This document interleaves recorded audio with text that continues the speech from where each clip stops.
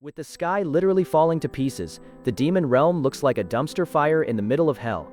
It's hardly a vacation spot, but someone has to take out the trash. The great Vermouth and his 4 companions marched straight into Hellmouth with one goal: to wipe the demon kings off the face of the earth. With 3 of the 5 kings already dead, they're finally nearing the end of their hit list. The moment they set foot in the castle, a massive horde of monsters swarms them. And there's Vermouth, the man who's been carrying the entire team on his back since day one. A white-haired force of nature, he carves a path through the chaos, swinging his sword without breaking a sweat. He has the kind of gaze that tells you he won't stop until you're dead, and you'll be dead before you even realize he's moved. Right on his heels is Sienna, the mage sporting a hat that's arguably bigger than she is. She's having the time of her life, erasing enemies from existence. To her, this whole war is just a minor errand.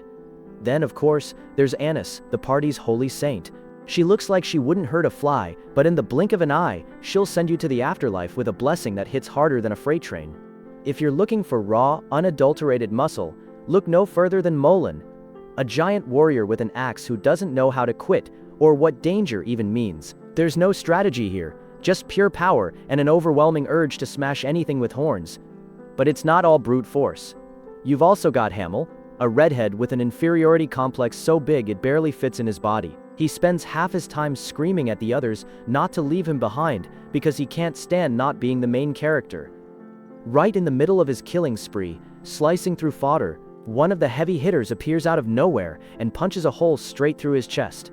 Hamel just learned the hard way that being the protagonist doesn't stop a demon from shattering your ribs. In a split second, he went from feeling invincible to coughing up his own lungs. His moment of glory ended in the most bitter way possible. Vermouth isn't about to stand by and watch his comrade die. In a flash, he's standing over the demon, delivering a strike that reminds the monster why you never celebrate until the job is done. Sienna and Anise rush over to see if there's any way to save him, but the damage is done. Vermouth looks down at him with a pity he can't hide, whispering that it wasn't supposed to end like this. Hamel, face matted with blood but still grinning, realizes too late that he should have been more honest with his friends. Using his final ounce of strength, he reaches out to his leader and demands that he finish the job and kill every last demon king. Vermouth grips his hand firmly and swears on his name as a hero that he won't leave a single one standing. It's their final pact before Hamel's life fades away. With his dying breath, he says his goodbyes. He asks the saint to pray for his soul, commends the giant for his courage, and according to the history books, when he turns to Sienna, he gets all sentimental and confesses his undying love. Suddenly, the scene shifts. We see a kid absolutely losing it, stomping on a book like it's a disgusting bug. He's screaming that he never said any of that sappy garbage and that the whole story is a total fabrication. See, the history books treat his friends like legends, but they branded him for eternity as stupid Hamel. The kid is vibrating with pure rage. He's convinced this book was written by some loser whose teeth he knocked out 3 centuries ago. It kills him that none of his friends bothered to fix his reputation or scrub that nickname from the records. Eventually, he tries to calm down, figuring nobody could have predicted he'd reincarnate with his memories intact, only to find out the entire future thinks he was a total moron. Hamel, the warrior who fell fighting demons 300 years ago, is back. He stares at the massive portrait of his old rival, still trying to process his new reality. Fate has a sick sense of humor, because now the kid's name is Eugene Lionheart. He's 13 years old, and to make matters worse, he's a direct descendant of the man he envied most, the great hero Vermouth. Vermouth wasn't just the legendary hero, he was a world-class playboy who left descendants in every corner of the map. Eugene gets it, saving the world is thirsty work, and the guy needed a hobby. But in this clan, if you aren't from the main branch, you're a nobody. As a second-rate Lionheart, Eugene is strictly forbidden from touching a steel blade or using mana until the bloodline continuation ceremony. Since he's banned from real metal, the kid takes his frustration out on wood. Just look at that form, it's clear he still possesses the muscle memory of a veteran from 1,000 battles. In the blink of an eye, he completely shreds the training dummy like it was made of wet cardboard. His father's blood pressure spikes the moment he sees his son has snapped yet another practice sword. And look at Eugene's physique. At 13, he's got definition that makes no sense for his age. He looks like he was sculpted from granite. Watching him, his father knows that if they ever squared off, the kid would put him in the hospital with a single blow. To make matters worse, he's got a gaze that could freeze your soul solid. The old man still remembers how Eugene didn't even blink when his mother passed away. Just as his father starts getting sentimental, the boy cuts him off, complaining that these swords they keep buying are a total ripoff. He suggests dragging the blacksmith here for a beating for selling such garbage. What a charming kid, always so diplomatic when it comes to conflict resolution. Tomorrow is the bloodline continuation ceremony, the big event where the Lionhearts gather all the heirs to see who's actually worthy of the name. Of course, the deck is already stacked. The main family kids have been training with real weapons since they could crawl, just to make sure no distant relative steals the spotlight. Eugene's father watches him with a mix of pride and pity. He knows his son is a natural-born beast, and that if the world were fair, he'd already have the whole clan under his thumb. But since meritocracy is a myth, Eugene has no choice but to wait for his chance to break the system from the inside. The man begins to spiral, agonizing over the fact that his own lack of talent has placed a glass ceiling over his son's head. He grabs the boy by the shoulders and begs him not to even try fighting the main branch kids. Apparently, those brats have been pampered with mana and high-end gear since birth. He's basically asking him to settle for being an extra to avoid the humiliation. Eugene gives him a fake smile and tells him not to worry. He doesn't plan on doing anything crazy. It's all an act. Inside, the kid is bored to tears. To him, this tournament is like competing in a kindergarten playground. He's so over it that he's exhausted before the action even starts. He heads toward a practice dummy to blow off some steam while running the numbers, 3 members from the main house and 6 from the collateral branches. Aside from a couple who seem to have a spark, the rest are just filler. Eugene lets out a strike, obliterating the dummy instantly. What he's really interested in is seeing if his old comrade Vermouth's heirs inherited anything besides the name and the arrogance. As the carriage rolls toward the estate, Eugene begins to reminisce about his past life as Hamel. Back then, he thought he was the center of the universe because he picked up everything instantly. He felt like the protagonist of the story, the invincible hero who'd never know defeat. But reality served him a massive slice of humble pie when he finally crossed paths with the real heavy hitters. The biggest monster of them all was Vermouth, the god of war and an absolute master of both blade and sorcery. He was the perfect hero, the kind of guy who makes you angry because you can't find a single flaw in him, even when he's just woken up. And the rest of the crew were no slouches either. There was the wise Sienna, a mage as talented as she was imposing, the kind of person who makes you want to study magic just by looking at her, who became the youngest tower master in history. Then there was Anise, the saint with a heart darker than her coffee, who still has churches dedicated to her name. And Molin, that absolute tank who against all odds, founded his own kingdom and lived like a king until the very end. But the more he thinks about it, the more his blood starts to boil. If they were the elite and had sworn to wipe out the Demon King, how is that bastard still alive 3 centuries later? Hamel's sacrifice turned out to be the deal of the century for everyone but him. His companions got the fame, the kingdoms, and the temples, while he earned the exclusive right to rot in the dirt for nothing. Eugene clenches his fist, his face contorted with rage. The great Vermouth has a lot of explaining to do, and his tomb better be sealed tight, because Eugene isn't exactly coming to bring him flowers. He died in the Demon King's castle, expecting a heroic finale. But what followed was the biggest plot twist in history. Vermouth pulled a pact out of thin air. The war stopped dead in its tracks, and humanity got stuck with 3 centuries of incredibly boring peace. Sitting in the carriage, the kid looks ready to kill, but Sir Gordon, the veteran escorting him, just thinks it's a bad case of nerves. The man is buzzing with excitement and warns him that if he doesn't calm down now, the main house will eat him alive. Eugene gives him a polite, empty smile just to get the guy to shut up and turns to look out the window. They've finally entered Lionheart territory. It's an endless forest where Gordon struts around like he owns the place, even though he's just an employee.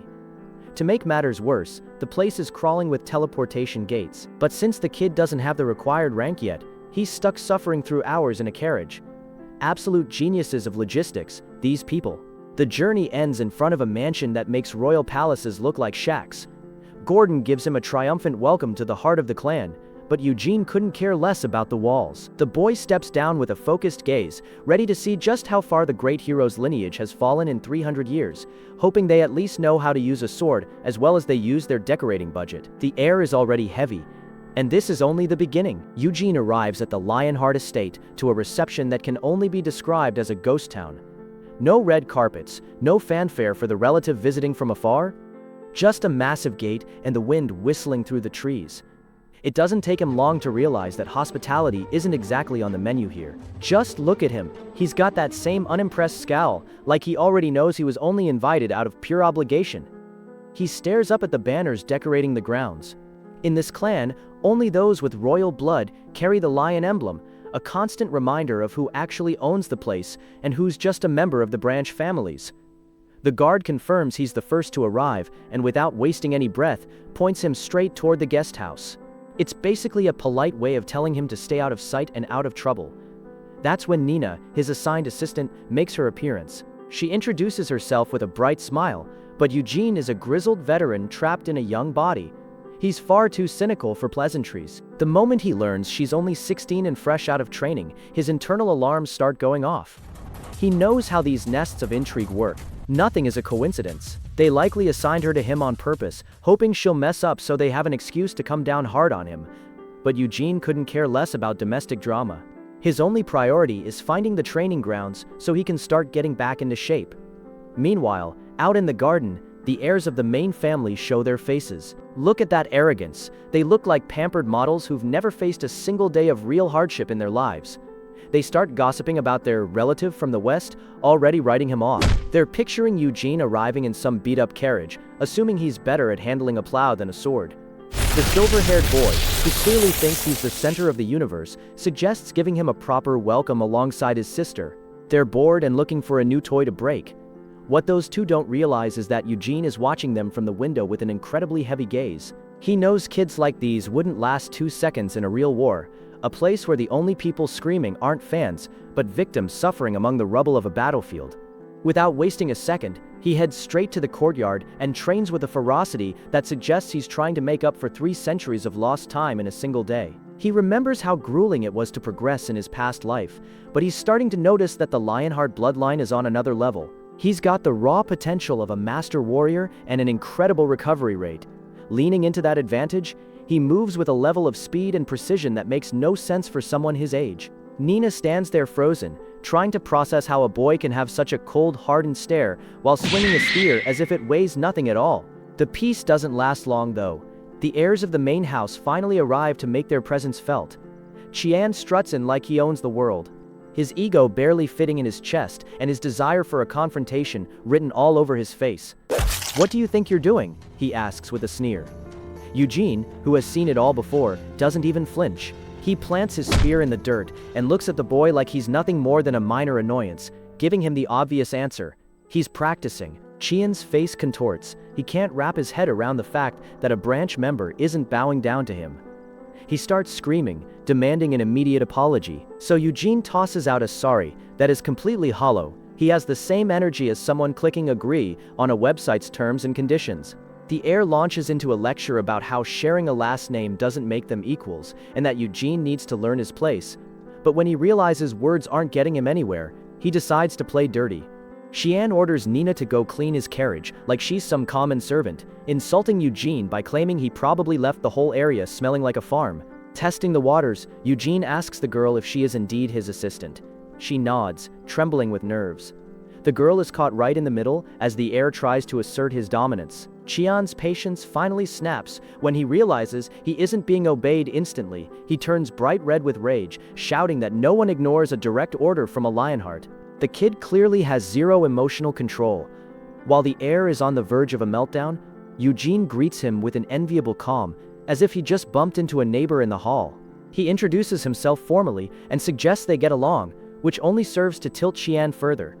Even the sister joins in on the greeting with a smirk, clearly enjoying the show and leaving her brother to stew in his own tantrum. But this kid isn't looking to make friends. He feels slighted, and he isn't about to let his authority be ignored.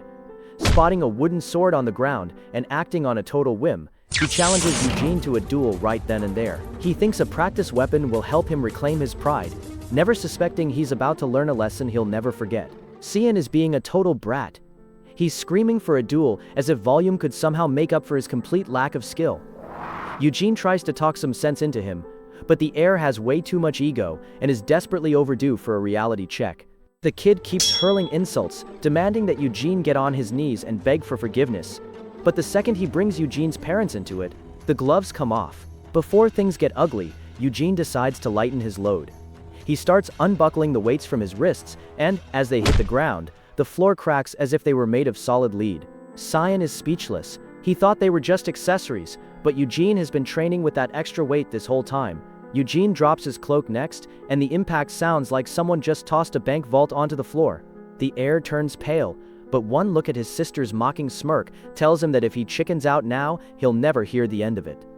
He throws the handkerchief to start the match, and the duel is over in a heartbeat. Eugene moves at a speed the other boy can't even register, landing a heavy, blunt strike right to the center of his chest. The kid goes flying like a rag doll and faceplants hard into the dirt. Eugene doesn't even break a sweat, simply muttering, "I win." While his sister rushes over to see if he's still breathing, the guy just lies there, eyes rolled back in his head. I guess he wasn't lying about family honor. The only thing keeping him together was his pride, because his ribs gave up the second they were hit. Poor guy never saw the freight train coming. Teal starts screaming that the whole thing was rigged and that the duel wasn't honorable because Eugene attacked without warning. But he doesn't even blink. With ice-cold calm, he explains that the fight began the moment the cloth touched the ground. If her brother was caught napping, that's on him. She won't let it go, accusing him of using mana, claiming it's impossible to swing a weighted staff that fast without some kind of magical boost. Eugene shuts her down by quoting clan law. Members of the collateral branches aren't taught mana until the main heirs have mastered it. Rules are rules, and he claims to be a very law-abiding guy just to get her off his back. Eugene even flashes her a smile, surprised the girl has such a sharp eye, but he doesn't pull any punches. He tells her his attack was so fast her twin wouldn't have seen it coming, even if he'd been wide awake. Meanwhile, the golden boy is still sprawled out in the dirt, putting on a pathetic show and losing his breakfast. It's a sad sight, watching the kid groveling on the ground. Eugene approaches him with a terrifyingly calm demeanor, mocking the way both twins always spout the same nonsense, and demands that if he has any pride left, he should have the decency to admit he lost. Right then, a man comes running over, looking absolutely desperate. Eugene sizes him up in a second. He's not wearing the lion emblem, so he must be a hired knight tasked with babysitting the main family's children. The man introduces himself as Heir, Cyan's guardian, and he freezes when he sees the disaster that unfolded in the 5 minutes he stepped away.